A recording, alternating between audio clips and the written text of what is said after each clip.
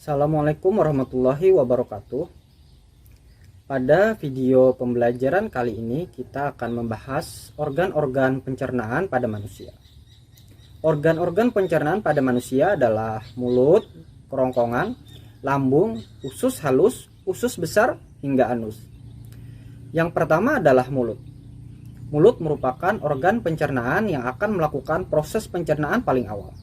Di dalam mulut ada gigi dan lidah yang akan menghancurkan makanan secara mekanik.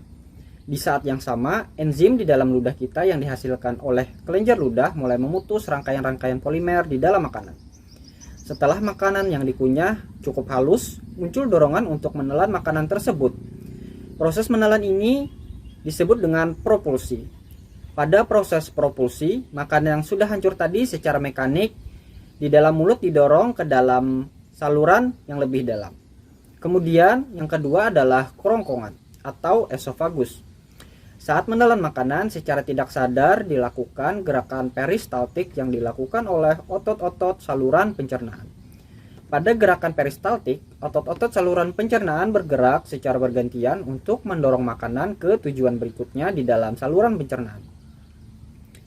Pada gerakan peristaltik, otot-otot saluran pencernaan ini akan menjadi lebih kuat sehingga bisa mendorong makanan tersebut ke tujuan berikutnya, yaitu lambung.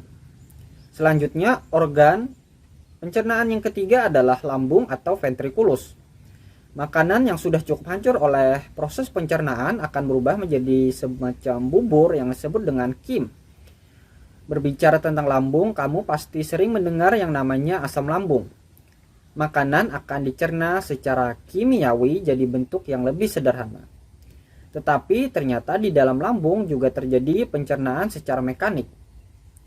Proses pencernaan makanan tersebut tidak cuma ditampung dan menunggu asam lambung bekerja, tapi juga digiling dan dihancurkan oleh dinding lambung yang aktif dan bergerak. Dinding lambung terbuat dari struktur yang mirip dengan saluran pencernaan lainnya, ditambah dengan beberapa modifikasi yang hanya ditemukan di dalam lambung. Mirip saluran pencernaan lainnya, dinding lambung terdiri dari 4 lapisan utama, yaitu lapisan mukosa, submukosa, muscularis externa, dan serosa. Nah, di lambung, lapisan muscularis itu lebih tebal. Ada lapisan otot halus tambahan yang membantu dinding lambung untuk secara aktif menggiling dan menghancurkan makanan yang masuk ke lambung. Kemudian, organ yang keempat adalah usus halus atau intestinum. Walaupun sangat jago menghancurkan zat-zat makanan, lambung tidak bisa menyerap zat-zat tersebut. Jadi disinilah peran usus halus yang siap untuk menyerap makanan-makanan tersebut agar siap dipakai oleh sel-sel tubuh. Usus halus terdiri atas yang pertama usus 12 jari atau duodenum, kemudian usus kosong atau jejunum, kemudian ada usus absorpsi yaitu ileum. Usus tempat terjadinya penyerapan zat-zat khusus seperti vitamin. Di usus masih terdapat proses lanjutan baik secara mekanik lewat gerakan peristaltik maupun kimiawi dengan enzim-enzim yang ada di dalamnya. Pada proses pencernaan, usus mendapatkan bantuan dari hati, kantong empedu, dan pankreas. Yang kelima adalah usus besar atau kolon. Di usus besar terjadi penyerapan air dan pembusukan sisa makanan. Usus besar sendiri terdiri atas 3 bagian utama, yaitu kolon, rektum, dan anus, yang ukurannya jauh lebih pendek dibandingkan dengan usus halus, yaitu sekitar 1,5 meter. Tapi diameternya 2 kali lebih besar. Ketika masuk ke usus besar, sebagian besar nutrien yang bisa diserap oleh tubuh sebenarnya sudah diserap oleh usus halus. Fungsi usus besar yang utama adalah menyerap sisa air yang ada di feses dan menyimpan feses tersebut sampai dia siap untuk keluar dari tubuh kita. Nah, selagi menunggu keluar, sebenarnya di usus besar juga terjadi proses pencernaan. Tapi di usus besar pencernaan bukan dilakukan oleh enzim-enzim, tapi dilakukan oleh bakteri yang hidup di dalam usus besar.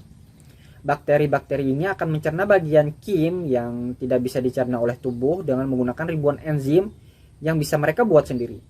Proses ini akan menghasilkan vitamin-vitamin penting dan asam lemak yang masih bisa diserap oleh usus besar kamu. Selain itu, bakteri ini juga menghasilkan gas-gas seperti karbon dioksida, metana, hidrogen sulfida dan merkaptan, kamu pasti sudah tidak asing dengan kejadian buang angin. Kemudian yang terakhir adalah anus.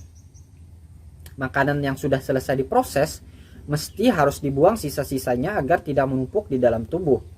Maka dari itu, anus menjadi organ terakhir untuk membantu pembuangan sisa makanan atau defekasi.